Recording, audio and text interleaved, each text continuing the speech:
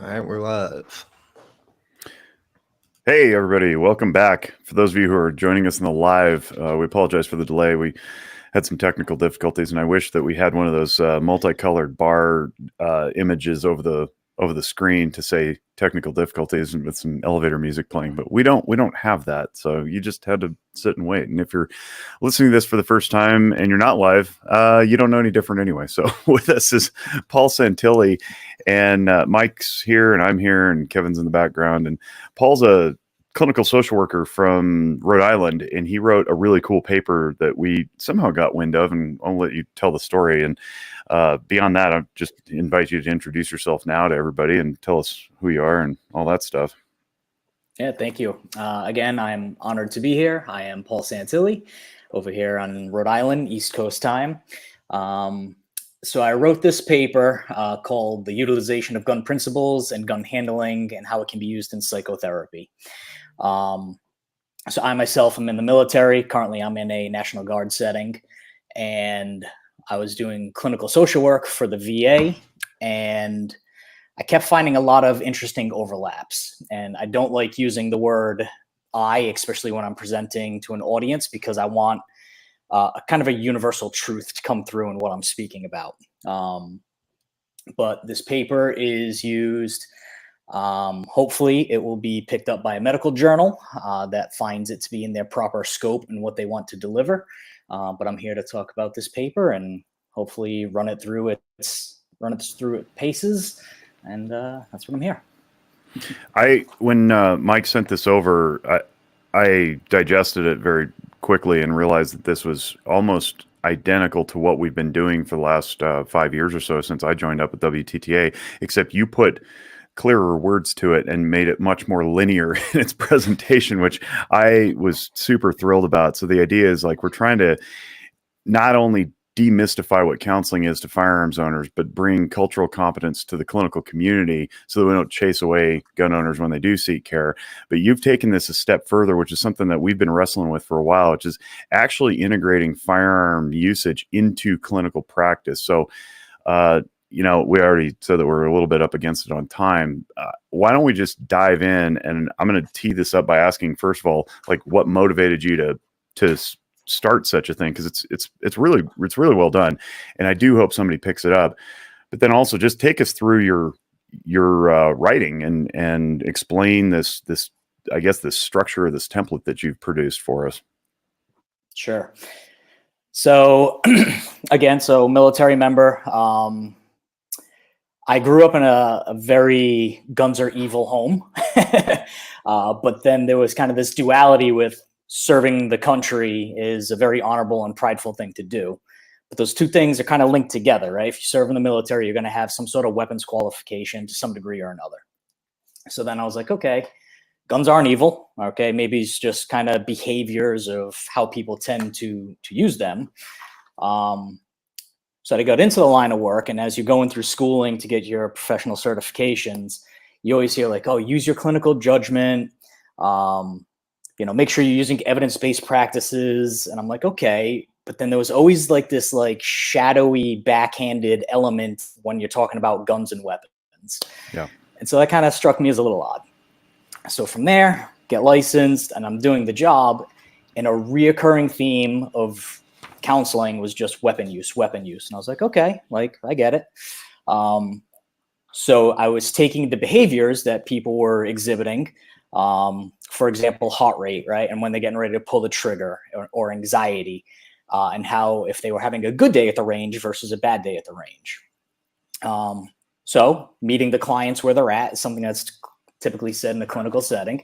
I was meeting them where they at, and we were having the conversations of breathing and pulling the trigger versus breathing and have a conversation with a loved one, a family, a friend, so on. And I kind of took those principles and incorporated those into everyday life. And then this paper just kind of resonated, went through many iterations. I had to eliminate all the policy because it was already 20 pages as is, just speaking clinically. But so it was a passion of love, many iterations, and that's kind of what led me to do it. How long have you been practicing? So informally under someone else's license, about 10 years. But then once I got my own license, about 3 to 5 years. So you've been in this almost as long as I have, about 15 years or so. And when did you first start writing this? Because this is the final it's probably not yet the final draft. There's probably some touches to be made, but I mean, we're as close to the end as possible. When did you first start working on it? About 2 years ago. So a little backstory is I have twins who hate sleeping. So in the middle of or leading into bedtime, after we go through the routine and ritual of bedtime, I would just sit on the floor quietly and I would just jot things down in a notebook. So it was about a paragraph a night, and then eventually it made its way to a Word document and many iterations, and here we are. So when we break this down, we've got various concepts here. I've got the paper in front of me. If you hear paper jostling, that's what I'm doing. But yeah, like mental health first aid, whole health, CBT, V codes, behavioral activation, all these things that we use in the clinical setting. People may not have heard of some of these concepts, but you then took every one of them and put gun next to it, which I think is brilliant, because what you're truly doing is you're bridging the gap. We've been saying bridging the gap between firearms culture and mental health culture for years now. And this is the practical application of that. It's like, take a clinical concept, now put gun with it. Walk through for the lay people in the audience why this matters, how it can help them. And we do have clinicians who listen as well. So try to formulate this in a way that's going to be digestible for everybody if they don't want to read a 20-page paper, which they totally can. But sure. Help us understand this, right? Yep. So first is there's so many interchangeable terms: gun, weapon, pistol, rifle, right? So the first thing was just like, what is the basic smooth water that you need to touch on? So I chose the word gun. Now, same thing for the mental health professionals, right? Are you a psychologist? Are you a social worker? Are you a clinician, right? So just coming up with a basic vocabulary that everybody can agree on. Next in professional writing was you had to get rid of a lot of the humor. It's supposed to be dry on purpose, right? So when I use the word aim, there's a full pun intended there, kind of a double-edged sword of, what is the aim or scope of this paper, right? Rolling into introduction, we know that America has a lot of guns and weaponry here. We also know that there are a lot of people who are engaged in mental health treatment, right? So with that, it was, if you just look at those two N numbers of people, you will absolutely have overlay. People who are in counseling who carry a gun for everyday work, occupation, or for fun, or for safety. So they should not be excluded from mental health counseling. I know there's a large stigma out there. And Jake, I know, I read your bio on the website, and it stuck with me and it resonates with me. So that's kind of the background. Rolling into sorry, something's beeping here. Government office. Yeah, close it, make it go away. All right, so then we have clinical terms in psychology, psychoeducation, reframing, formation or re-informing already established habits that somebody may have. And again, like you said, I just take the principle and I slap the word gun right next to it. And meeting the client where they're at, if you're talking to somebody about anxiety, for example, they're going to have a level of anxiety coping techniques. So what I did was, again, I simply took what the DSM says anxiety disorder is, ways that individuals can mitigate levels of anxiety, and then applied the gun principles to it. Again, every time you write for a professional paper, I literally feel like you have to write a sentence like, my name is Paul Santilli, and then proof. Here's my driver's license, right? So there's plenty of references and research to back up what I'm saying and how I said it. And again, knowing that the gun community is a small community, when you look at something like the 10 Commandments of fire safety or the 4 principles of safe and effective handling of weapons, if one organization says, I think we all agree upon it, but some might just use different words. So if you're a clinician or somebody who's not familiar, again, finding that common definition is crucially important to say, like, all right, I might say this, but ultimately I just mean keep the gun pointed downrange. All right, so I don't want to demystify some of the interchangeable terms. So I'll pause there before I jump into some of the diagnoses that I mentioned in the paper, but any questions on what I've said up to this point? Oh, I saw Mike reaching for his mute button. No, I was just going to say, hey, Paul, I'm here. No, for me, this really was fascinating because when I started this organization, I didn't realize how important a therapeutic element of shooting was to so many people. And I've been in the gun industry for a long time, but I never really had anybody like come to me and say like, hey, this is very calming experience for me, because it's counterintuitive to what most people think, shooting a gun is. And I remember, and I just want to share this story before we continue. I remember when I first started the organization, I was so excited to talk to it about anybody. And this lady contacted me through a mutual friend, and I went to lunch with her. And basically what she did was she ran through a scenario of her life where she almost took her own life, and she ended her speech when she was talking to me about why she connected with Walk the Talk America with, if I would have had a firearm, I would be dead right now. I wouldn't be here telling you the story, which at first I kind of was taken back a little bit because I was kind of like, okay, is this an anti-gun? Are you going to hit me with the anti-gun thing? No, but what she really resonated was the fact that I kept talking about the stigma of mental health. And her whole thing was she wouldn't go get help, because she didn't want to get fired from her job. But it was kind of crazy because she says, if I had a firearm, I wouldn't be here today to tell you the story. Later on that night, I go home and I'm talking to one of my friends who's a well-known, he's a well-known writer and YouTuber in the firearms industry who served many, many years, was in Afghanistan. And I was telling him about Walk Talk America, and it gave me chills. I remember this because he told his story of coming home and having PTSD. And he goes, and I'm going to tell you right now, Mike, if I didn't have my gun and the range, I wouldn't be here today to tell you this story. And he didn't even know she said that. I didn't tell him the story. So I was like, okay, this is the universe telling me like, you're on to something here. So I just wanted to tell you that I appreciate the paper, and I really think it's cool that somebody put it down like in a paper because it is very important. I do a lot of events where I have to tell people it's very therapeutic, and they're like, really? And I'm like, yes, believe it or not. So yeah. And I want people who may see something like this topic as a naysayer, I want them to try to poke holes in the theory behind what I'm trying to get across, right? Because if you truly have something that's a universal truth, it will stand on its own 2 feet. Now, just because it works for one person doesn't mean it's going to work for every person, right? That's where the evidence-based practices and all that stuff comes into later.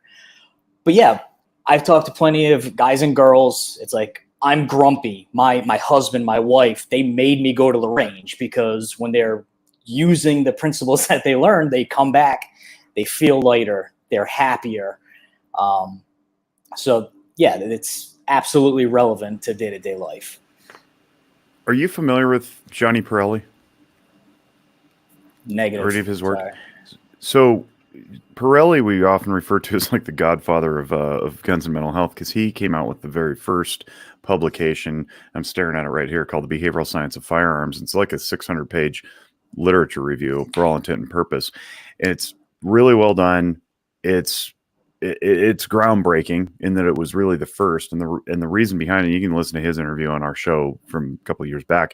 But the short story is, he's a psychologist in New Jersey and was asked to be doing these gun evals for carry permits or whatever it is.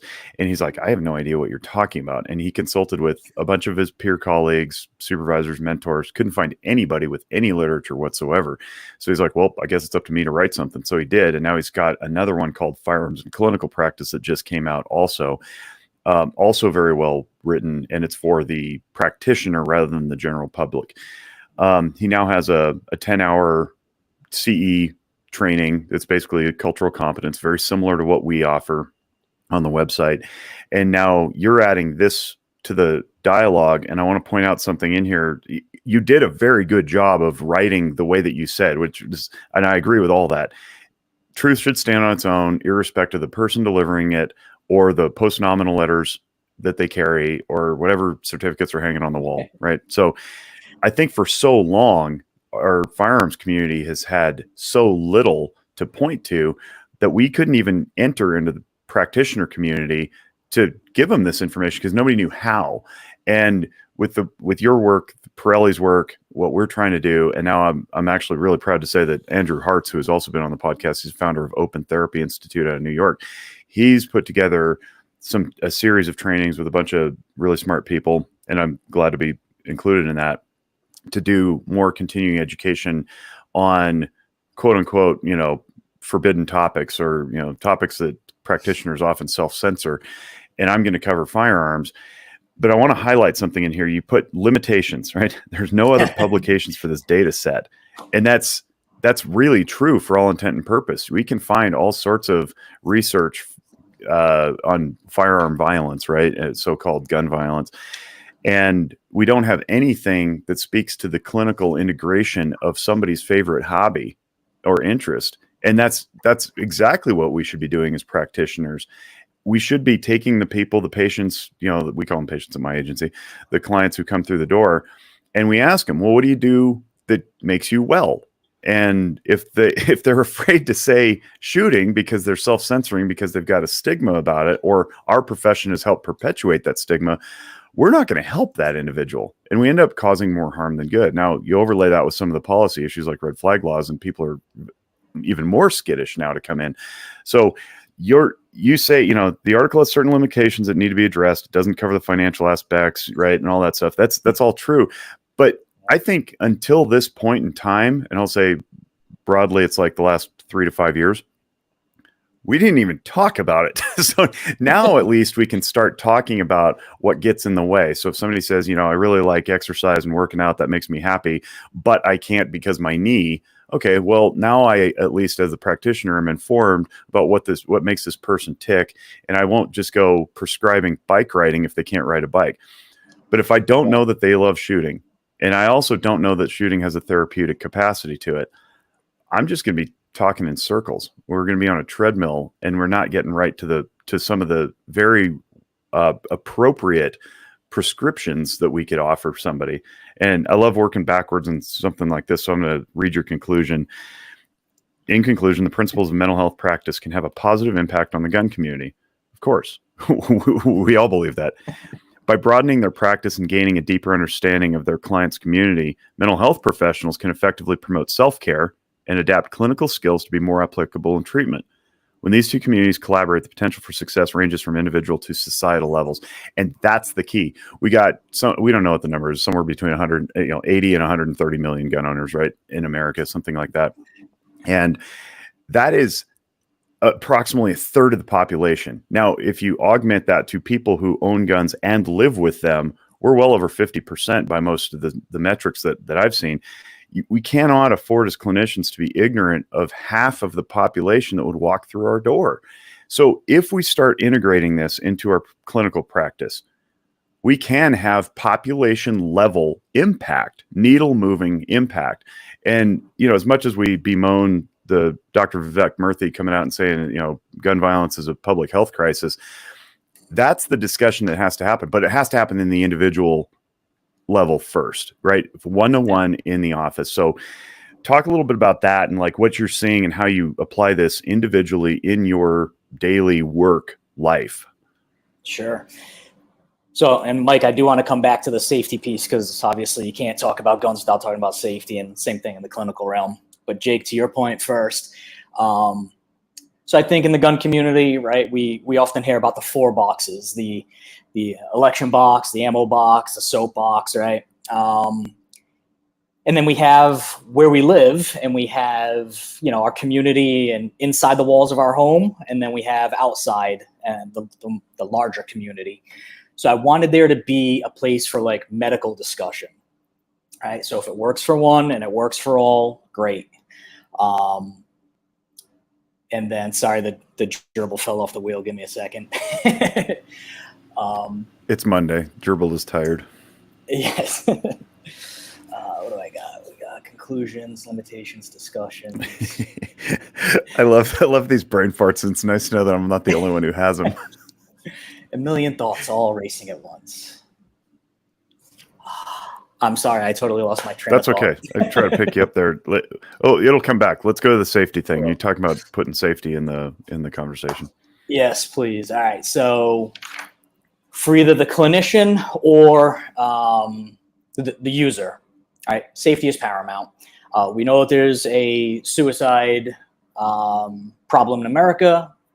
There's a lot of different varieties to why that is.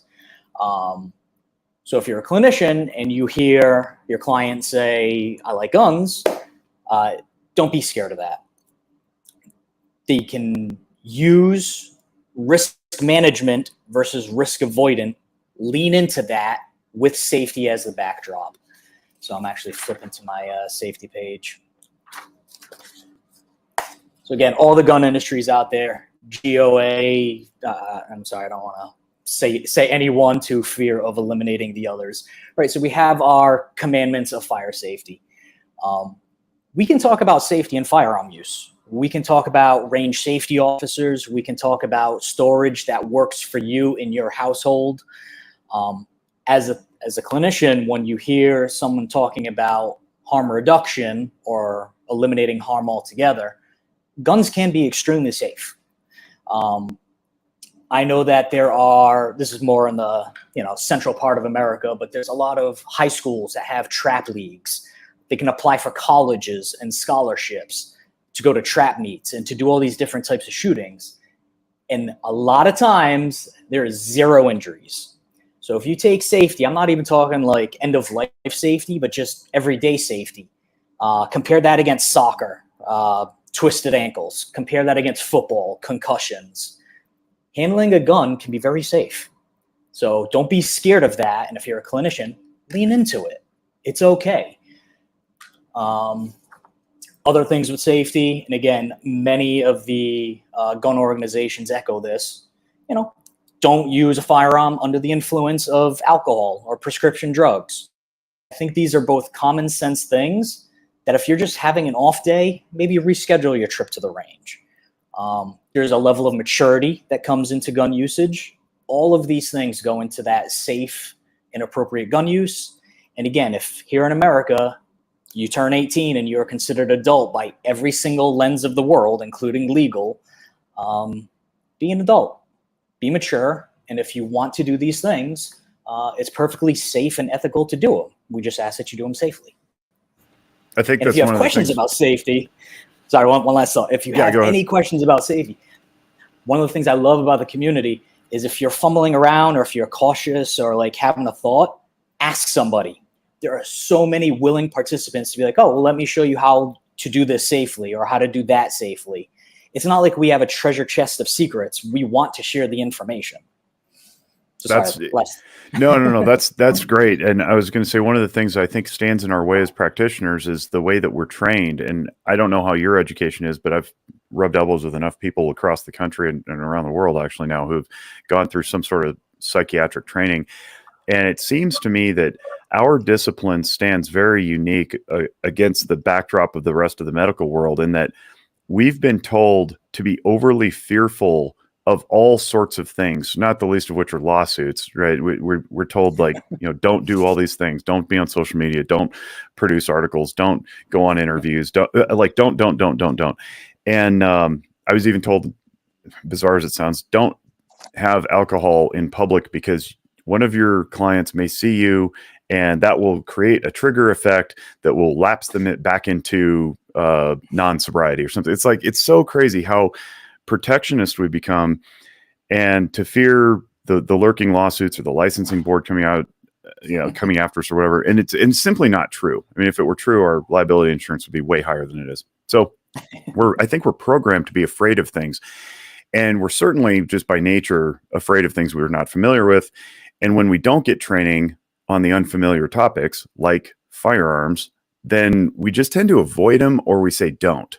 And that comes out as a very off-putting message. I think it's very deleterious to the profession. It keeps people away from care. And what you're saying aligns very much with what I've been shrieking for years now, which is I'm trying to work myself out of a job. I want this information out. It doesn't do any good locked up in my head.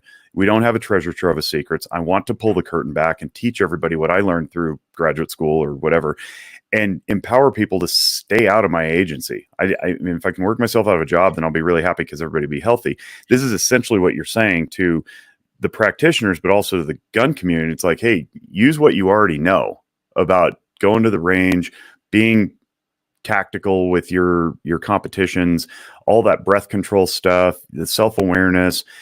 Implement it in other areas of your life, not just with your favorite skill set or hobby. And how's the reception been? Are people receiving this? Because my experience is gun community loves it. Clinical community is very cold. Gun community agree. The sigh of relief. It's almost like when you share that criteria A trauma for the first time with somebody who's not going to be negligent with that information, right? So that sigh of relief, I see it, and it is great. Now on the gun communities, or sorry, on the clinical side, I remember going, getting towards the end of academic year, and I'm like, oh yeah, I just need to go to the range, right? I need to hear that steel, that plink sound, and just bring a smile to my face. And you would have thought that I said the most atrocious thing. Like I turned into a 18-headed mystical creature. And I was like, it's okay. But like the inability of people to even want to dialogue with me was a little bit shocking. So I just brushed it off. I said, hey, everyone else got their own things going on today. Yeah. And later on, I did revisit it with some of the more friendly peers that I had. I extended the invitation out. I think like every proper gun owner should do is, invite a friend day. And I say, listen, I'm not just going to bring you out. I do it in 3 phases. Phase 1 is we talk about the laws of fire safety. Step number 2 is we're going to come to my house, no live ammo anywhere around. We're going to show you mechanics, how to clear a safety, and just talk about it. And then step 3 is we're actually going to go to the range. Now, some people live in a very soundbite society, and that's too many steps. They just want to do the thing. But I promise them that if they stick with me and they actually go to the range, they'll have an amazing experience. So that's what I've done with friends, family, coworkers, and they love it. They absolutely love it. How many clinical colleagues have you done that with? Not enough. How many have I invited? Greater than 50. How many have actually took me up on the offer? Less than 5. That's disappointing. And so clinically we use the change model, right? So the ice cube, you have to melt it and then, do what you want to do with it and then refreeze it. I got one guy right now who's truly on the cusp. He's like, I talked to my wife, we're all for it. And I'm like, oh, you're so close. But again, you want to be a helper, not a hindrance. You don't want to be a nuisance. It has to be on their time. But you do. You see it when they finally do it, they enjoy it. Yeah, it's disappointing to me because we get browbeat with so many other cultural competencies, and the exhortation is always the same. Go spend time in that community. Whatever the community is, whatever the population is that you need to understand better. You're not going to get it out of a book. You got to go spend time with it, right? Truly meet them where they are. Whether it's people in poverty or teenagers or a school setting or any of the many minority communities that have labels attached to them. And firearms is no different, yet we don't hear that messaging about the gun community, even though in spite of all the overwhelming statistics that suggest that they're way more common than people want to acknowledge. We just don't hear it. It's crazy to me, but yeah. And that's a good segue into the kind of the CBT with the gun aspect. So for the non-clinician, CBT is cognitive behavioral therapy, right? And it's truly, how does somebody get their value system, their beliefs. Sometimes it can be religion. Sometimes it can be instilled with them through various ethos or families. One of the common truths that I often talk about, and I never get any pushback about this, is evil exists in the world, right? Whether it's purposeful evil, or whether it's somebody else is just having a bad day, like evil exists in the world. If you are able to defend yourself against evil, whether it's home robbery or assault or any of the plethora of bad things that are out there, yeah, you're still going to follow up with actions and calling 911 and doing those things. But if you can handle those things on your own, that can be a great place of self-fulfillment, encouragement, empowerment. Again, all terms that we use in a clinical setting.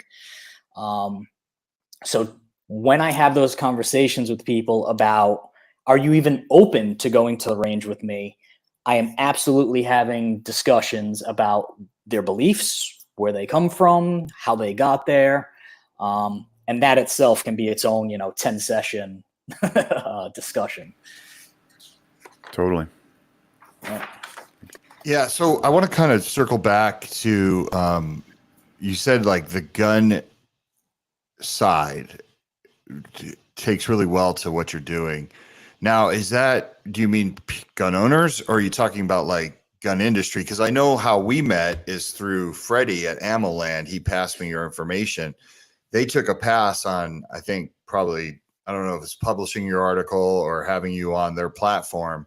But when I saw it, and Freddie was right, it was right up our alley, the Walk the Talk America alley.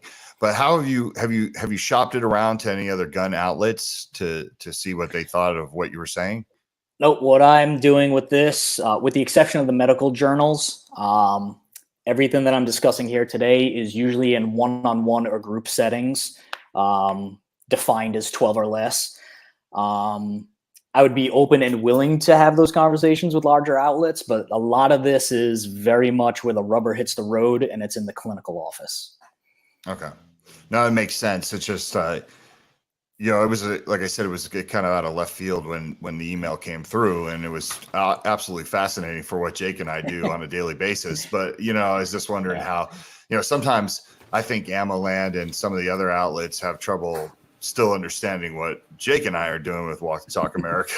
You know what I mean? So yeah, it's tough to condense this into a digestible summary for print. I think even with our one pager that we tried handing out years ago, it was like too much, right? It's like, well, what do you do? And Mike still has stories. One just popped up just a couple of 3 weeks ago or so. He had a conversation with somebody he's known for a really long time. And the person said, I had no idea how comprehensive Walk the Talk America is. It's like, I know. And we don't, that's our struggles. We don't know how to concisely present this. Now imagine doing that with the clinical world, right? It's like, hey, guns are safe. You can use them in treatment. They're like, you're out of your mind. Blown. Go away. I've already made my mind up. I already have my beliefs, right? I didn't go to school for this long to be sued and lose my license, right? Right. Yeah, all that. Right. And I can't remember who said it earlier, but the conversation about like, oh, I didn't want to get treatment because, fear for my job, whether it's military or whatnot. So the DSM, the Diagnostics and Statistics, tongue-tied manual, common language that you'll always see in that is social or occupational, right? Does this impact PTSD, anxiety? Does it impact social or occupational situations? In the gun community, if you want to go shoot by yourself and kind of isolate, again, in a healthy way, you can do that. If you want it to be part of a larger group, you can do that too. I can only think about the tournaments, the fundraisers that go on to help other communities. And so again, I love it. Shifting down, going into whole health, right? And it's hard not to get into the weeds, because if you do that, a 20-page paper is going to turn into a 100-page paper in the blink of an eye. So again, to kind of zoom out for a second, right, for the clinicians, if you're working with a teenage population, veteran, law enforcement, first responders, or again, anybody, if it is clinically relevant to the needs of that client, find where this is appropriate and do it. I'll jump to the back, my chart. So again, some organizations are open-ended treatment. Some want to see just, 8 to 12 sessions and then termination.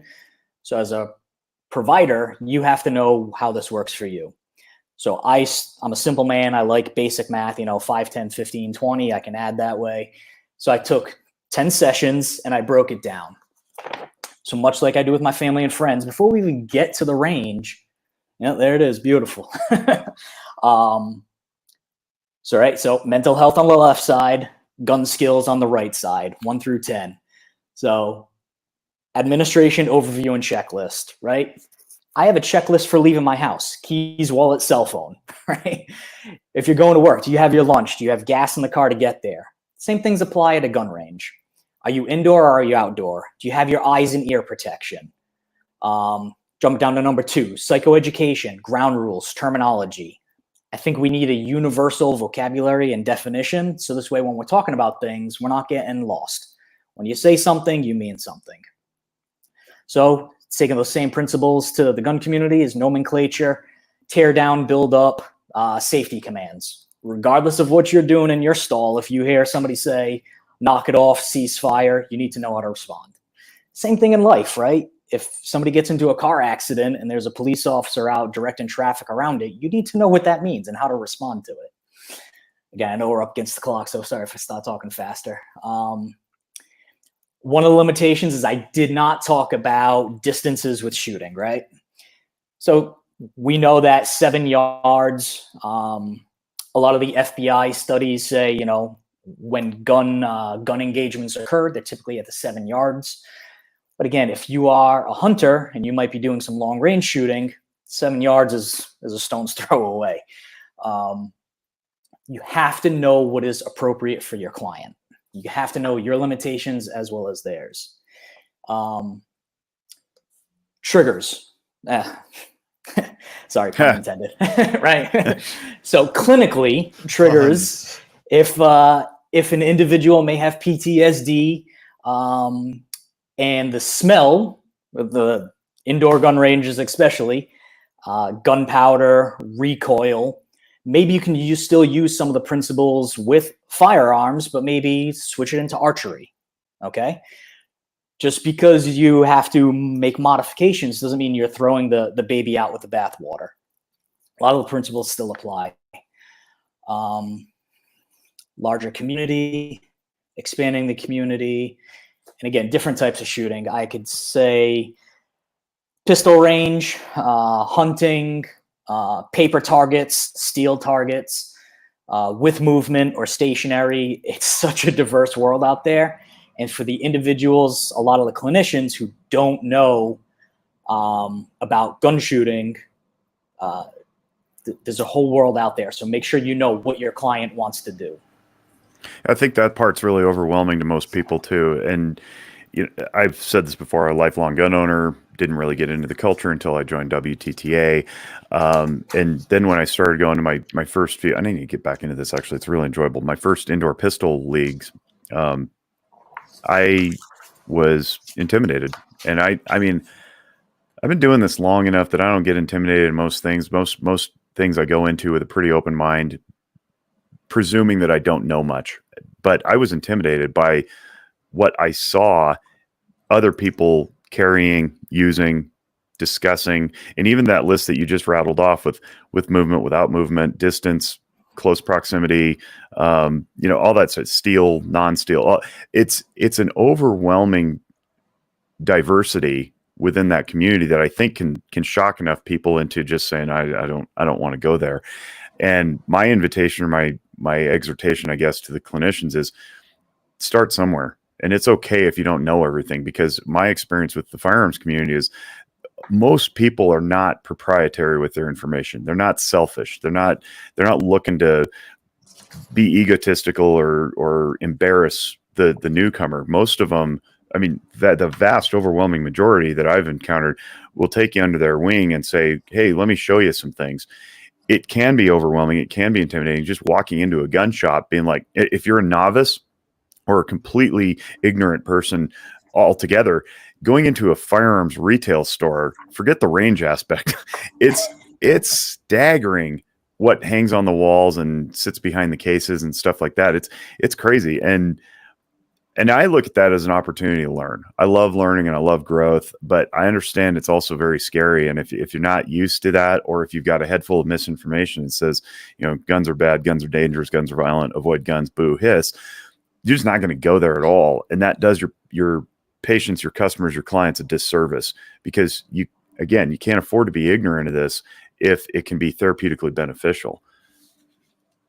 Yep. Are you familiar with the Parkinson's shooter? Did you know who that is? Dave? I know what Parkinson's is, but not the shooter. Okay. Yeah. It's really interesting because some of the things you're covering are so Dave is he's a competition shooter. He has Parkinson's, obviously. He goes by Parkinson's Shooter on Instagram. But I remember having a discussion with him and what he discovered. And it's crazy because when he was telling me this, I was thinking, wow, like, here someone has found something that has helped his Parkinson's. Like when he shoots, he doesn't have it, right? Like all his symptoms go away, like because of the focus, the timing, the breathing, all the things that you're covering in here.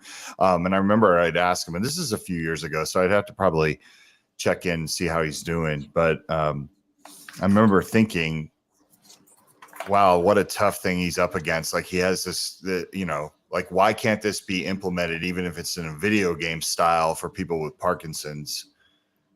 This story should be more popular. To me, I'm like thinking like, this should be like on news networks where they're talking about this type of therapy works. And I think this is very much in the same vein in the things that you're saying, like when you actually read the paper. I just was so that wasn't one of my one of the scopes of the diagnoses, but I will say, similar to what you just said, I know that there's a lot of adaptive equipment for this. So whether somebody has Parkinson's or a loss of a limb, if you want to talk about a society that truly wants other people to be able to continue to do what they enjoy doing, what they're finding with the neurological and the brain and the focus and the alpha waves and beta waves, all the principles that go into shooting, whether you have Parkinson's or if you have a physical injury, it's all here. But just one guy and some pen and paper. I can't cover everything, but I would love to do more, but baby steps. Yeah, but this is a really important conversation to have, and we got to keep having it, and we got to keep augmenting it. And I think that the next steps, if there are some, you got to get this published for sure, because that legitimizes it in whoever's mind it needs legitimizing. But beyond that, I think we need to go back to the professional associations. Frankly, I'm a little crispy. I'm a little frustrated and a little bit burned out. But we got to go back to the professional associations with some insistence that this become required training. We have to. If people want to get serious about stopping unfortunate outcomes with firearms, including suicides, which we know comprise 58% of the pie chart, 58 to 62, depending on the year, and it goes up or down based on geography. They have got to hybridize that thought with the acknowledgement that guns are real and they're not going to go away. We can't keep walking down this third rail pretending that two mutually exclusive ideas are going to coexist. They're not mutually exclusive. We have tools now. We have evidence-based research in front of us. We've got Pirelli. We've got practical applications. We've got to start moving the needle on getting this into clinicians' hands, and then also talking to the gun owners and saying, hey, look, vet your clinician well, that's fine, but please get help. And you're not going to get chased off all the time. So building out directories like WTTA's, 2A friendly provider directory is going to help some, certainly. We got to go back to our professional associations though. And if they're not interested, we may have to just do parallel economies with Open Therapy Institute or, whoever it is that's providing this stuff, because people are dying and they don't have to be. Yeah, so we'll see where this falls with some of the journals that I've applied to. Some are very polite in saying that this is not in their scope, and then they provide me a reference and I follow up with that reference. But I'll keep trying. If there's an avenue that I haven't thought of, I'm open. If there's a research team out there that wants to, maybe put some of this to practice, I will make myself available. It's something I'm truly passionate about for various amounts of reasons. I have some contacts too that I can ping really good people I've met through X, Twitter, that might be able to help you. So I'll talk with you offline and make some connections, because I get that. That's frustrating. It's not in our scope. What a bunch of crap. Like, really? Right. Saving lives isn't in your scope? Really? Okay. Right. So that's probably a good place to end before I get on one of those 4 boxes, which is my soapbox, and start ranting and become stabby. How can people reach you if they want to? Yeah. So my journal email is just psantilli271@gmail.com. Right now I work for the Rhode Island National Guard. But depending on how they want to reach me or what the topic they want to reach me on, I can be found probably easiest. Sorry, that was a long, convoluted answer. Email me. And then depending on the topic or whatever we need to discuss, we can figure out more better ways to make that happen. Are you on the socials? Do you do the socials? I'm not. Okay. Never mind. Yeah. So psantilli271@gmail. Yep. Nope. My wife is my handles all that. If there's something I need to know, she'll show me. Good for you. Yep. We can all probably take a lesson from that. Well, that's probably appropriate ending. So, thanks for joining us. Sorry about the technical glitch in the beginning. Life happens. Whatever. It's a free podcast. Get what you pay for. So, if you guys want to follow up in the future, again, this doesn't have to be a one and done. Or if you're saying, that guy's full of smoke, that's fine too. But yeah, thanks for having me on. No, you're definitely not. I think we'd be more interested in probably educational conversations and some sort of contribution to teaching. But maybe that's just me, and we can do that offline also. But Cool. On behalf of our Walk the Talk America family and all of you who support us, please share this around so that we continue making Earth better, as Mike likes to say. And we appreciate Kevin holding it down. He's on the screen, but he's sort of behind the scenes today.